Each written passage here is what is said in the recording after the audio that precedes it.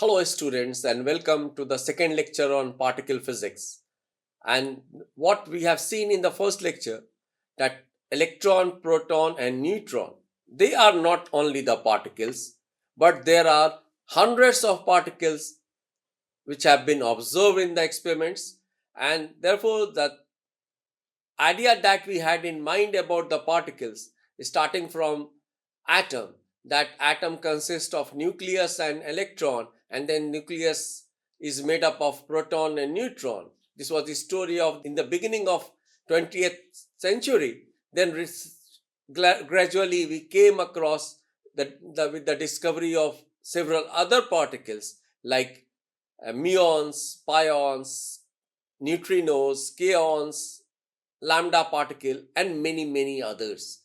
Therefore, really, we are living in a zoo of particles, and they are of different types, as we spoke about the fermions and bosons. And today, what is important that not only we have proton, neutron, and electron, we have first photons, which is a particle which shows particle like behavior. We have neutrinos, the most abundant particles after photons, and we have many more particles coming to us from the atmosphere, from other places, and all that. And we should try to understand the properties of these particles, and that is what is our objective of this course. And therefore, the question is the entire universe made up of these three particles, namely electron, proton, and neutron? The answer is a big no. Hundreds of different particles exist in the universe. Some of them are fundamental or elementary or structureless, and others have got structure, or they are not fundamental, or they have got a finite size. The other important point I told you about the size, that today particles who have got a size of smaller than, they are smaller than 10 power minus 18 meters, they are known as fundamental particles. They don't have structure, they are point particles, while proton or neutron or other particles, their sizes are of the order of Fermi. Besides that, these particles which have got some structure, they have got anomalous magnetic moment different from the normal ones for point particles like electron, muon, etc. Then there exist resonances of these particles which we talked about. Therefore, the important point is we have fundamental particles like leptons, quarks, and the mediating quanta, and then we have particles which are made up of uh, quarks or quark anti-quark pair, that we call as baryons and mesons, and baryons and mesons together constitute hadrons. Now the important question is, how can we see inside an object? For example, if this is a cake and there are cherries and dates and other things put on this cake, then I can give you a spoon, and using a spoon you can take out these dates or cherries and other things. But if you want to see or take out a resins from the inside of the cake without breaking the texture of the cake, then what you need is a sharp needle. This sharp needle will penetrate, you will penetrate from the different sides, and you will try to find out where you can get resins. And this sharp needle is nothing but the smaller wavelengths that we got or we get using a projectile, where we have the accelerators, and these accelerators accelerate the particles, which we say that they are the projectiles, and then we smash it on the target, or we collide the two particles from the opposite direction. And therefore, the important point which I had told you, that if I want to take out cherry from this pudding, then I need a sharp object, because we don't want to disturb the texture of this body. And to physicists, the important point is that the de Broglie wavelength is inversely proportional to the momentum of the projectile. And this we write it as h cross c upon p, where h cross is h upon 2 pi. Therefore, that means I have multiplied it and divided by 2 pi, and I am writing h cross as h upon 2 pi. Why I am doing that? Because h cross c, you can prove h is 6.6 into 10 power minus 34 joule seconds, and c is 3 into 10 power 8 meter per second. And 1 electron volt we know is 1.6 into 10 power minus 19 joules, or 1 million electron volt is 1.6 into 10 power minus 13 joules. Okay, this h cross c, you can prove that this is 197.3 MeV Fermi, where 1 Fermi is 10 power minus 15 meters. Therefore, this h cross c typically we take to make life simple 200 MeV Fermi. This is h cross c. That is why it becomes easier to perform calculations and say pi is, instead of 3.14, just take it to be 3. Therefore, this is 3 and this is 200 upon, we have multiplied by c, therefore we have to divide by c, we have Pc, and this Pc, we, for relativistic particles, we are calling it by the name E, the energy of the particle. Therefore, what we have 1200 upon E in MeVs to have lambda in meters. And with this simple equation of the wavelength, we can determine the wavelength of the projectile by putting the different energies, whether we have the energy in kilo electron volt, energy in million electron volt, energy in giga electron volt. And as I have told you yesterday, that if you are going from kilo electron volt, which is nothing but either you say this is 10 power minus 3 MeV, and therefore this is 1200 upon 10 power minus, this is MeV Fermi, and therefore this MeV and MeV is cancelling out, and this is just, that is left with is Fermi. This is 1200 into 10 power minus 15 meters. That is, this is 1.2 into 10 power minus 12 meters.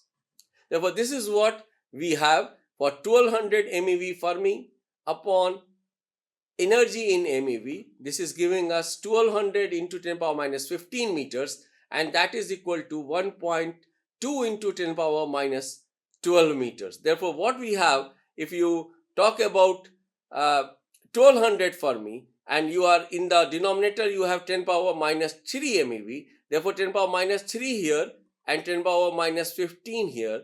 This will make it roughly 10 power minus 12, and then taking out this 2 zeros, this will become typically of the order of 10 power minus 10 meters or 1 angstrom. Therefore, if you want to probe a size of 1 angstrom, that means typically the size of an atom, then you need energy of the projectile to be of the order of keV, kilo electron volts. Now, if you want to explore a nucleus, and the size of the nucleus, as you know, is 10 power minus 15 meters.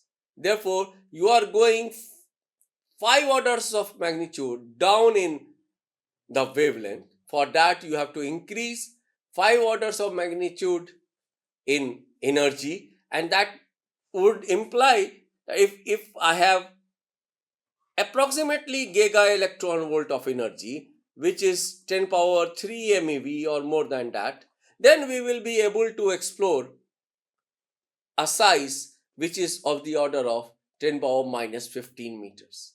And this is what I am talking about, that if you will have more and more energy, you can go inside and inside of an object.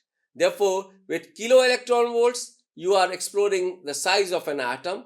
With giga electron volts, you are exploring the size of the nucleus. Now, once you will have more and more energy, the wavelength will become shorter and shorter, and that means your needle is going to be very fine. And then only you will be able to find out that whether some scattering is taking place when you are piercing the needle inside an object or not.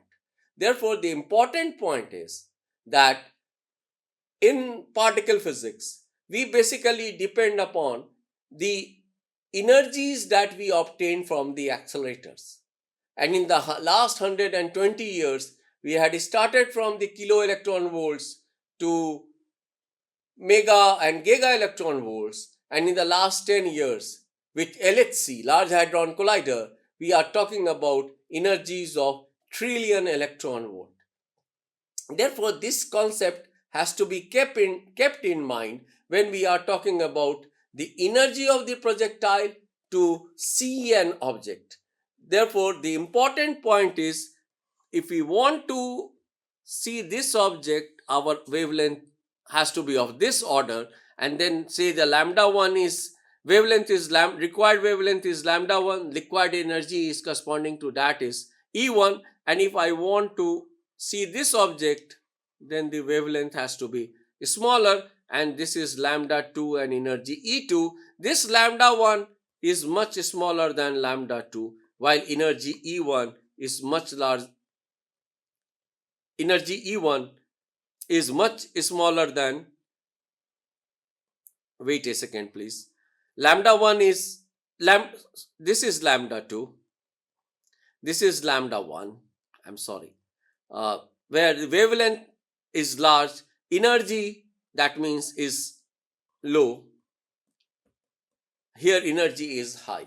So therefore, we are talking about a kilo electron volt, and to explore a size of 10 power minus 10 meters, we are talking about a giga electron volt and exploring a size of the order of 10 power minus 15 or 10 power minus 16 meters. Therefore, the important point is, with the energy, we can go inside and inside of an object, and it depends whether, for example, today we are saying that electron has got a size of smaller than 10 power minus 18 meters, or muon has got a size of which is smaller than 10 power minus 18 meters. But this 10 power minus 18 meters can turn out to be finally 10 power minus 24 meters, or even that turn out to be smaller than 10 power minus 30 meters.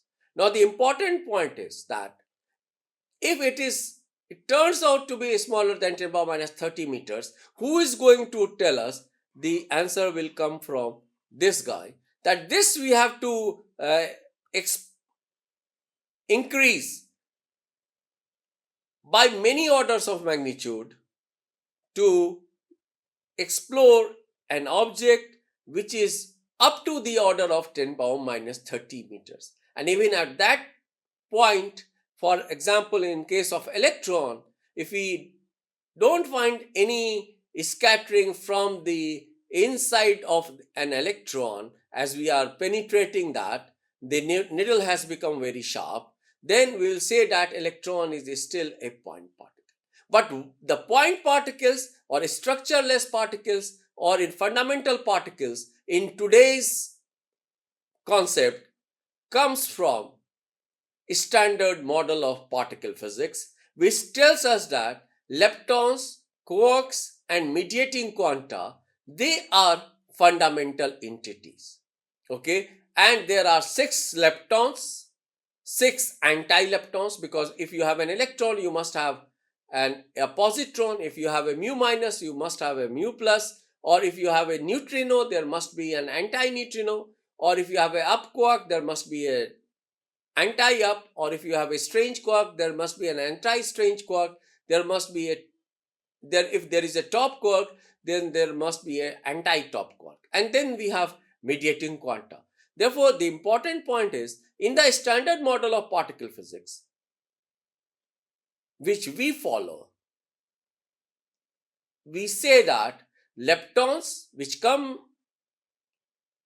in three generations, electron type, muon type, and tauon type, and the quarks, which are also considered to be in three generations, up down in one, charm strange in another, top bottom in the third, 6 leptons, 6 quarks, and then their antiparticles, that means 24. And then you have mediating quanta like photon, W plus, W minus, Z0 bosons, and gluons.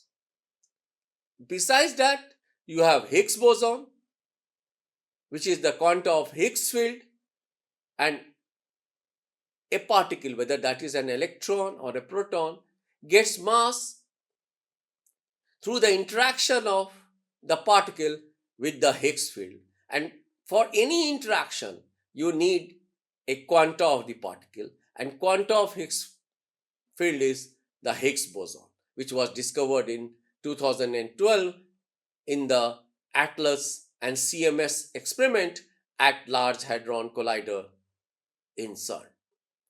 Therefore, this is what we talk about, that the wavelength and energy are inversely proportional. This is how you can go inside of an object, and this is what I am telling you, that if you want to have kilo electron volt of energy, then you are exploring a size of angstrom, and you have trillion electron volt of energy, then you are exploring a size of 10 power minus 18 meters. And then that means the more energy that you will have, you will go inside and inside of a particle.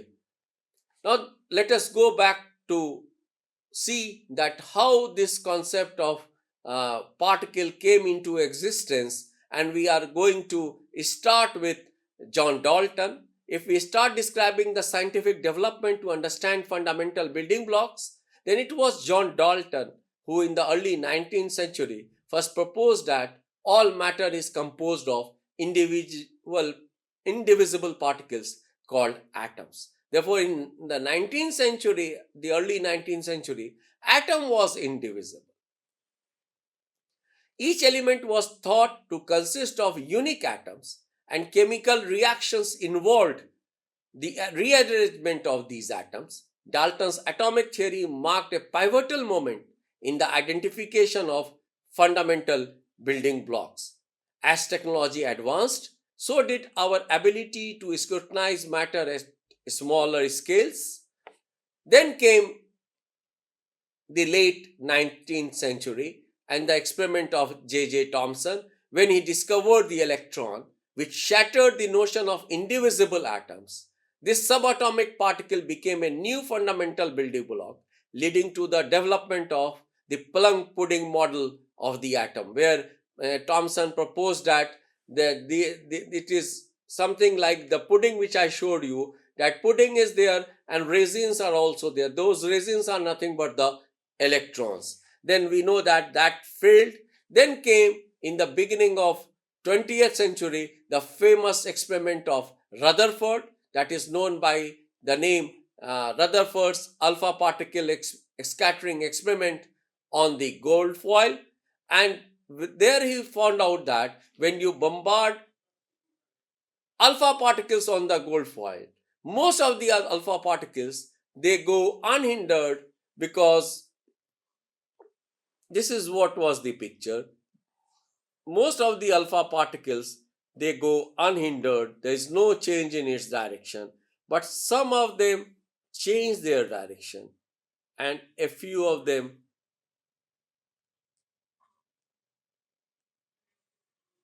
get reflected back. And from here he concluded that actually alpha particle is a positively charged particle, and at the center there is a positively charged nucleus, and because that repulsion is taking place. And this is how nucleus came into existence. Then it was realized that only protons and electrons cannot make an atom, because it was found that there existed discrepancy in atomic mass and stability of the atom was also challenged. And it was found that even you can show using Heisenberg uncertainty principle that electron cannot live inside the nucleus, because the kinetic energy of the electron, those have been observed in the experiments, are much different from the case when you consider that the electron is confined to a size of 10 power minus 15 meters, the size typically of a nucleus, then the energy that it will possess will be much different from the case when electron is confined to the size of an angstrom. Mind it, 5 orders of magnitude difference. And from there it was inferred that electron cannot be a member of the nucleus. And then came when the magnetic moment of the nucleus was measured, it was found that magnetic moment of the nucleus is not exactly what should be the total magnetic moment of the proton, because electron and proton, their numbers inside the atom should be equal, as atom is electrically neutral. Therefore the requirement was so many electrons and so many protons. But when the magnetic moment was measured, it was found that magnetic moment is much different, and therefore the idea came that there should be a particle, also a particle inside the nucleus. And it was experimentally found in 1932 by James Chadwick, and that is what we know by the name neutrons discovery. Therefore now today we say that protons and neutrons are the member of the nucleus. Therefore James Chadwick's discovery of the neutron in 1932 filled a critical gap, explaining the additional mass without introducing electric charge. The discovery of neutrons compelled the triad of subatomic particles found in the nucleus. And then we have electron outside the nucleus and proton and neutron inside. Therefore this guy is outside the nucleus, and proton and neutron, they are inside the nucleus. The fundamental building blocks in the intricate tapestry of the universe is the atom, comprising the nucleus at its core, containing protons and neutrons surrounded by orbiting electrons. Atoms are the elemental constituents of matter. This is for granted that all matter is made up of atoms. And then these atoms are not elementary objects. They are made up of electrons, protons, and neutrons. Now see, we are talking about the beginning of 20th century. We are talking about 1905, 1907, 1910, etc. And this was the time when two greatest things happened in the field of physics. One was the development of quantum mechanics. If you recall the famous black body radiation experiment and the explanation of the black body radiation experiment by Max Planck, and then the explanation of photoelectric effect by Albert Einstein, that came with a big bang, a great idea that convinced us that atom should be stable, and atom is stable because electrons are revolving around the nucleus in quantized orbit.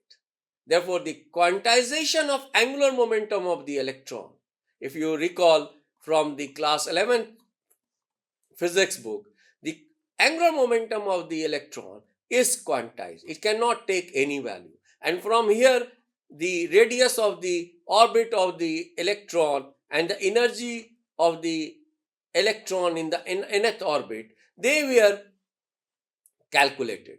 And therefore, the stability of atom came with the development of quantum mechanics, which was incorporated by Niels Bohr.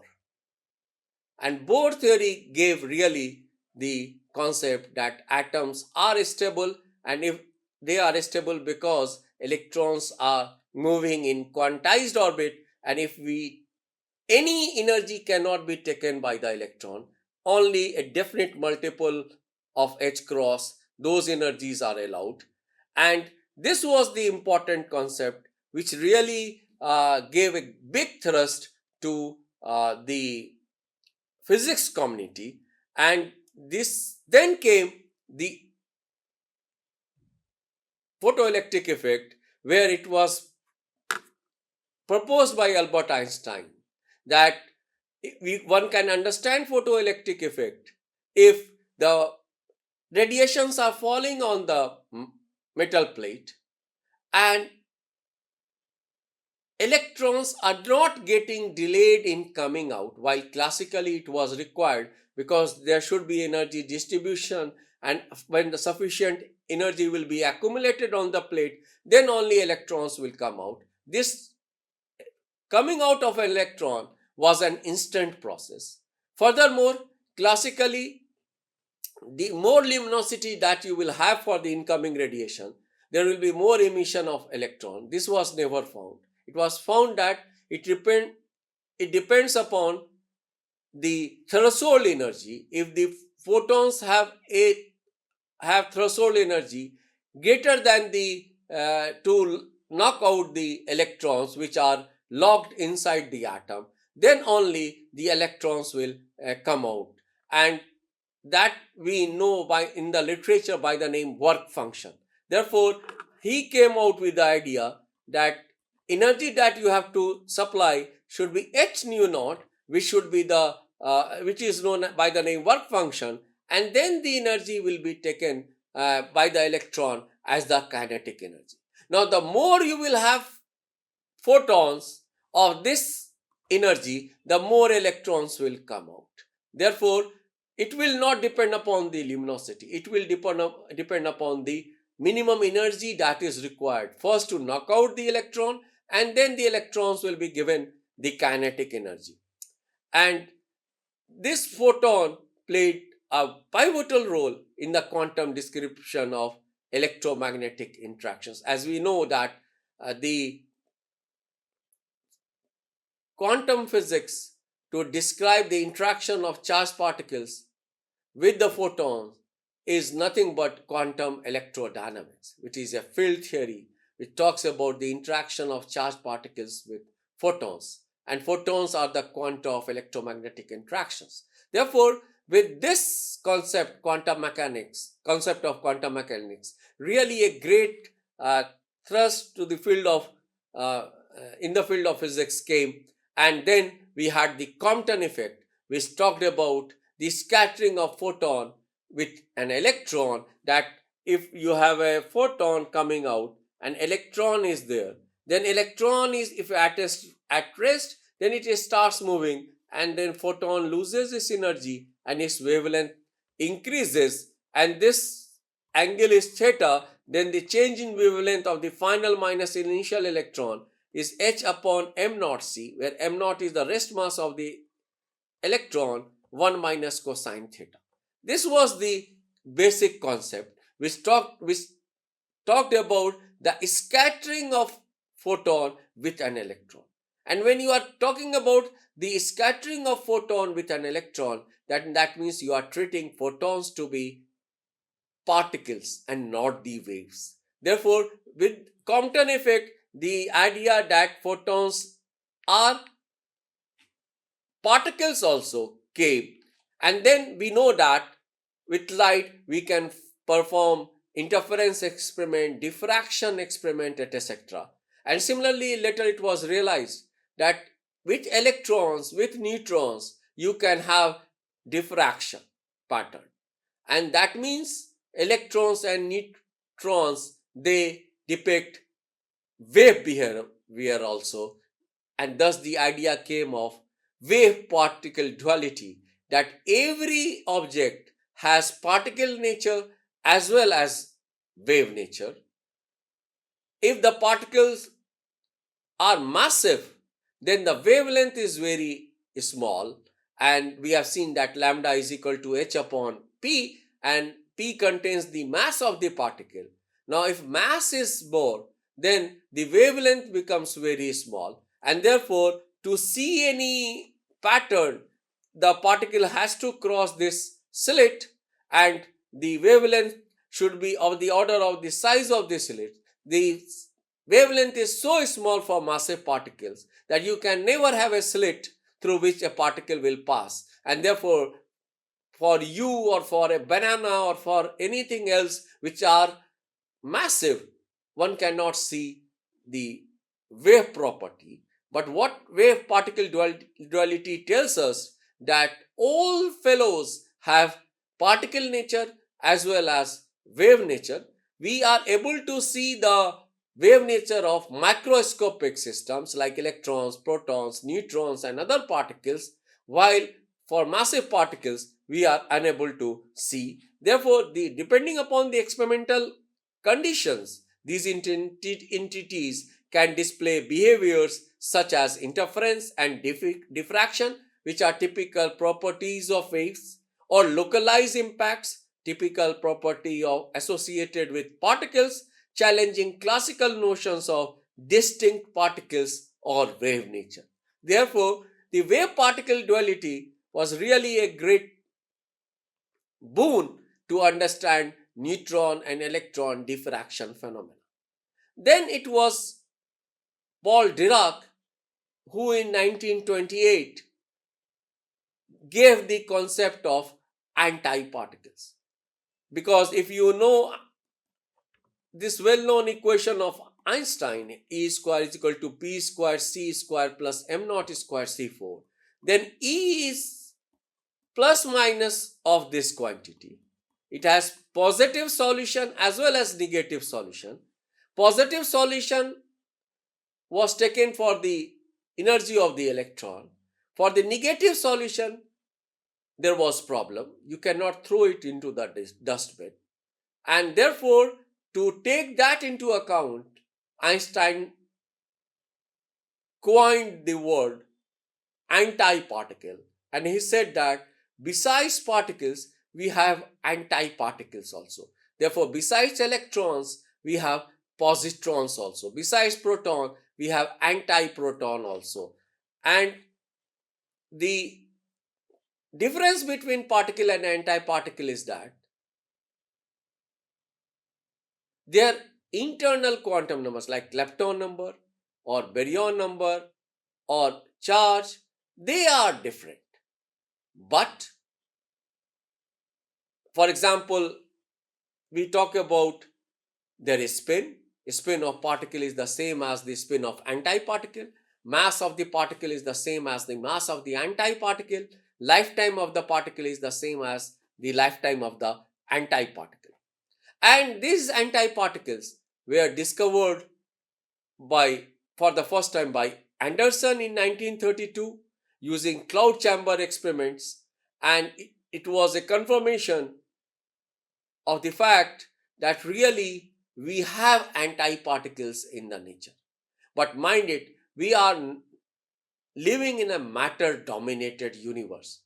While there is, at the time of Big Bang, which is currently considered to be the theory of the formation of universe, we assume that everything started from a singularity when the temperature was huge and density was infinite almost, and the explosion took place. Now, at that point, we had all radiations, and those radiations gave rise to particle and antiparticle in equal numbers. But today, we are living in a matter dominated universe. Still, we don't understand where those antimatters have gone, whether there is a parallel universe which consists of antimatter, or there is another topic which we will discuss in this class will be CP violation, and there we will see that how CP violation could be one answer to understand this matter antimatter asymmetry. Therefore, the important point is there exists matter, and this antimatter is nothing but antiproton. Therefore, if you talk about hydrogen atom, parallel you have anti-hydrogen atom. Hydrogen atom is made up of proton and electron, and anti-hydrogen atom is made up of anti-proton and positron. Now this charge is +1, this charge is -1 in units of electronic charge. This charge is +1 in units of electronic charge. This charge is -1 in units of electronic charge. This is neutral. This is also neutral. Okay, the mass of this will be exactly the mass of this anti-hydrogen. But the point is, whenever a positron gets created, since we are living in a matter dominated universe, this positron meets with a particle of antimatter, an electron of matter, and then electron positron annihilation takes place. And therefore, whenever an antiparticle is created, it instantly gets destroyed, because we are living in a matter dominated universe where you have electron, proton, and a neutron. But besides these three particles, there are hundreds of particles and hundreds of antiparticles. Like you have a lambda, then you have a lambda bar, you have a omega, you have a omega bar, and so on. Now we shall start discussing about the different particles, their discoveries, and all that in the next lecture. Let's stop here. Thank you very much.